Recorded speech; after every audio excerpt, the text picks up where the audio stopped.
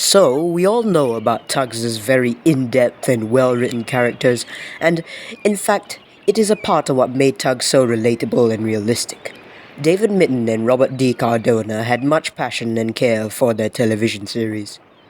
Top Hat, the star Tugs' fourth Tug, is one of the most iconic characters, possibly in the whole show. His personality, a very snooty and posh attitude, made him very flawed. He thinks he's the most important, when in reality he's just another tug who works in a fleet of a harbour. As a railway tug, Top Hat regards himself as the best of the best in terms of work and dominance. While yes, railway tugs are generally more expensive and have better working conditions, he takes this to heart. But what if I told you that between all the characters in the show, Top Hat had the most interesting and crucial character arc?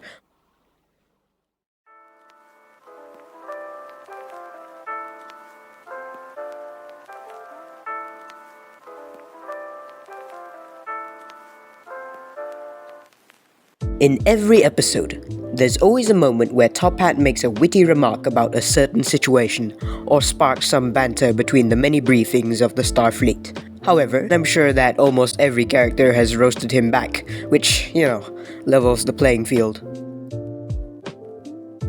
Top Hat's dynamic with Warrior is the most played with in each scene they both appear in. In Sunshine, Warrior seems to agree with Top Hat about Tencent's role, and sticks generally with a "I want to be a friend of the cool railway tug" mentality. Yeah, that's right. Big tugs only, 10 cents. This is oddly noticeable in the scenes where Warrior discusses the Duchess's docking with Top Hat, implying he wants to have a sort of mutual understanding with the railway tug, to which they generally agree with each other, although Top Hat doesn't really care for their bond as much. In Pirate, this dynamic is explored much further, and a much more playful side of Warrior is seen, however at the expense of Top Hat's patience. Oh, no, not Warrior. This is our post, Top Hat. Ooh, sorry, little fella. Of all the tugs, I get the clumsiest. It'd be great if you and I catch 'em. How thrilling, how absolutely thrilling. You can tell Top Hat wants to teach Warrior things, but at the same time, Warrior's true, dumber personality brings out the more annoyed side of Top Hat. Despite this, they still do tolerate each other. What you said. Tactical, you dummy. Tactical. Strategical. Give me strength. And it all comes to a blowing point. Warrior! Warrior! What's that? Flare!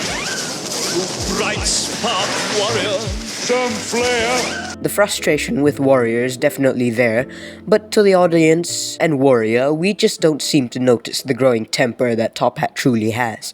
Regatta sees a much more prideful and less caring Top Hat. After Lily is saved, and it's found out that Grampus is targeted by the Navy, Top Hat is completely disinterested in helping save Grampus, even outright opposing the idea. Come on, let's go. Top Hat, don't loiter. We need you as well. Oh, really? How inconvenient. First Lily, now Grampus. It's just too much. I'll never make the show on time. Oh, no, really? No, that is the plan. It'll work, but it may be dangerous. Yes, well, I don't know if we should interfere, really.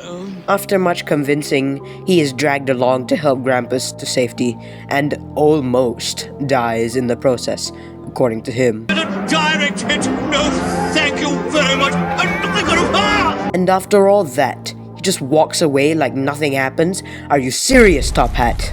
However, this isn't fully present in the 15-minute cut of Regatta, where Top Hat shows some remorse for Grampus and decides to ask Captain Star about taking on the Navy. I'll go and see if Captain Star will get the Navy to spare Grampus. Take on the Navy. Worth a try. Go on, Grampus. You go with Top Hat. It's noticeable that the 15-minute edits actively try to remove Top Hat's grumbling and posh personality. It is still there, but the continuity is completely gone. Trapped is a significant part in displaying Top Hat's character, especially in the situation of being stuck on one side of the river. He only cares about complaining about being stuck, instead of discussing how to get out. That means we're stuck up here! So it's clear he only cares about himself. But when the day is saved by Billy's shoepack, Top Hat immediately switches from wanting to get out of there to appreciating Billy with a bit of sarcasm. Expert, did you? Aye, true. Well, there was an element of luck, I suspect, but I must say I am quite impressed. Munitions sees Top Hat at his worst here, showing no mercy towards insulting literally everyone. Oh, this means we'll have Blue-Nose faffing around us. I can't stand that Tug. What a terrible bore he is with his orders, isn't he? You do the garbage detail then. This attempt at regular communication quickly turns into hilarious banter from the stars. And hell, even Captain Star joins in. And less talk from you, Top Hat, or you will find yourself on garbage. That is not funny. It would ruin my image. Okay, crew, stow it.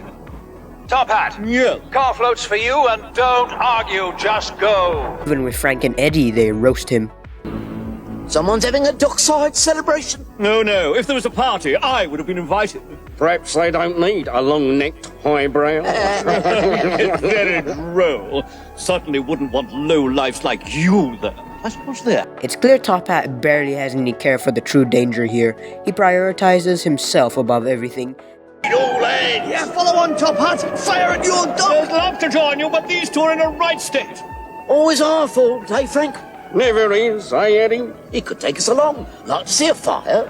The only fire you're going to see, I can tell you this for a fact, is the one I will set under your tracks if you don't get a move on. Well, And only cares for himself. oh dear. Seems I'm too late to save the day.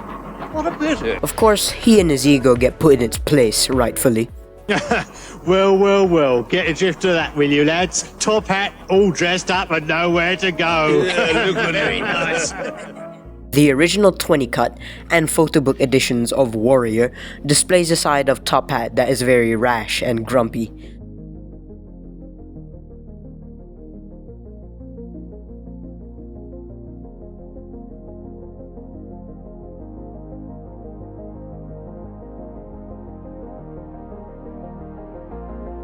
He outright admits to Sunshine that he wants Captain Star to fire Warrior.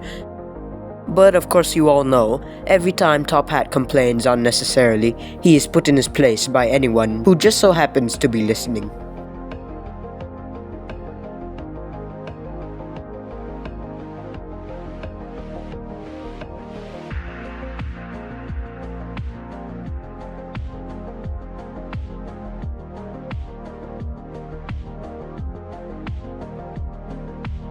Height Tide of all episodes seemed to be hit the hardest in terms of what changes were made between cuts and what was originally written.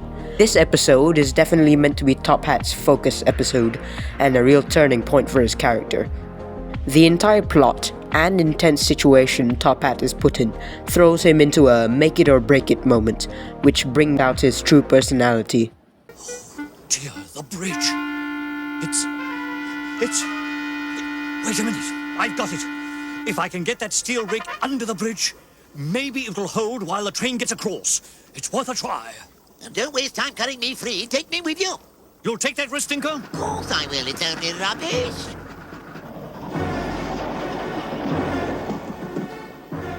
Top Hat's idea was to try and prop up the bridge if he could get the steel rig into place before the train got there. It was signaled through, so there was no way anybody could stop it.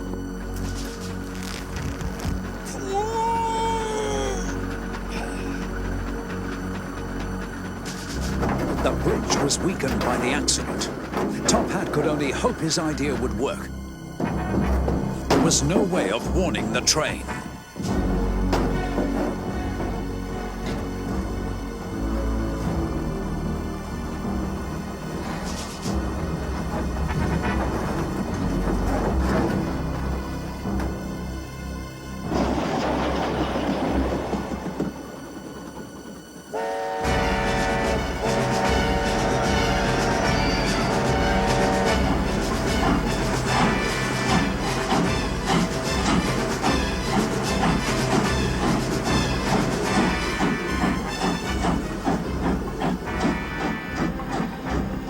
Phew, that was lucky. Well done, Top Hat. You saved the... No, look out!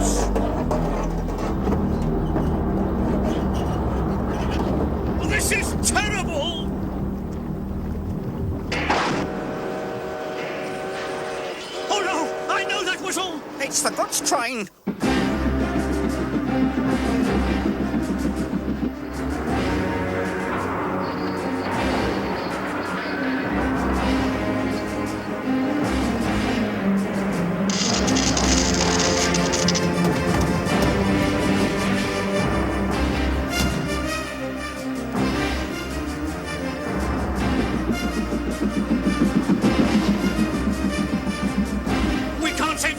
It's impossible! No, it's not. Push me under that rail, quick! What? Oh, yes, I see! I get the idea! Right!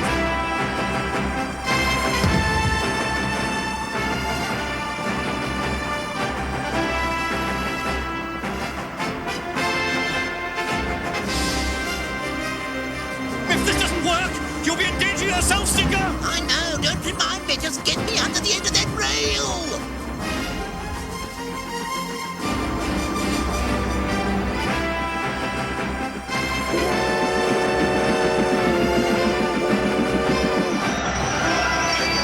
This time, Top Hat really does save the day, and it's clear he truly feels proud of this, congratulating Stinker for the rescue and promises to never complain about his smell ever again. That train? Oh, I see. I'll never complain about your smell again. Rubbish can be valuable stuff. However, the original dialogue for this particular ending of the episode is slightly different. Top Hat is much more snooty and takes advantage of the situation by showing off the fact he saved the goods train, obviously meant to be bouncing off his bold and snooty attitude from Munitions and Warrior. I'd like to think this was a genuinely humanizing point for Top Hat's character, as after this, Top Hat lightens up in the series. Ghosts showed off the beginning of his personality adjusting, because he starts to be less mad or angry towards things and usually would just pass them off as silly or ridiculous. You damn it, ridiculous authority. If I ever get there. Oh, what have you seen? No, I see.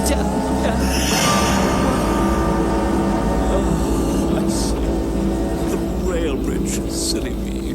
Another thing to note is that Top Hat begins to grow concerned for his friends, usually telling them to be careful or to be more mindful, which definitely has an effect that stuck with him ever since the events of High Tide. No doubt, you know better than to travel in fog at that rate of knots. This is also shown in Upriver, where he is generally concerned at the situation he and his mates are in, and is very aware of what might happen. Good heavens! In this current, they'll wreck the whole quayside and us as well. Well then, let's stop them right here. Be sensible, warrior. How? Well, I'll stick little Ditcher across the river. He'll put his spuds down on the riverbed and he won't move. No, I'll get smashed to bits instead. Yes, well, you'll be smashed up there or here. Makes no difference. He also congratulates Warrior and Little Ditcher for both their hard efforts to save Uptown and from certain doom. Well, little Ditcher, you'll be done out of a job. Mind you, I feel a bit demolished myself. Yes, well, you got the worst of it, Warrior. You were lucky to survive. And so was Little Ditcher. Yeah, in Uptown you'll be a hero. Think of that, warrior. Yeah, I'd like that. You were a very brave Tug, warrior. Well, let's get this lot cleared up. Come on, everybody. The Star Tugs learned a lot that day. 10 Cents and Sunshine now knew why Big Mac had so much respect for logs. Big Mac learned something too, as did all of us. We gained new respect for Warrior, whose heroic action saved Uptown from certain disaster. Even towards Tugs' end, in Big Freeze, Top Hat still has his iconic sarcastic nature in his attitude, but it's clear he's still cautious about Vienna getting in. Not an idea between us? No bright ones, Oja. Anybody got a stupid one, then? Come on, say it. Might lead to something, you never know. And he even hurries Warrior along to tell his idea in the photo book version of the episode. But although Warrior suggests his plan, Top Hat jumps the gun and passes it off as a stupid idea. But either way, things happen quite differently in the finalized cut of the episode. I could set fire to my garbage. What? What on earth for? Well, make a light for Vienna, wouldn't it? I think that's a smashing idea. And even at the very end of Big Freeze, as Warrior jokes about Top Hat doesn't retort back or anything. He's just happy that he can finally see Vienna sail off, calmly and peacefully. And I think that's the best part. For once, Top Hat isn't the one ridiculing anyone. Why couldn't I have been a liner, I wonder? 'Cause you're not big enough. You are silly, warrior. You're clear, Vienna. Bon voyage. Godspeed. Oh, he really is lovely. Yeah. Good night, Vienna. Good night, Vienna. But no matter how far away you are, know that I'm here to guide you home. Thank you for watching, everyone. I've been working on this for quite a while and really liked exploring Top Hat's character arc. And I'm sure you all now know how Top Hat changed from a selfish and witty railway tug to one with a big heart and only a touch of sarcasm. That's all from me now. Goodbye.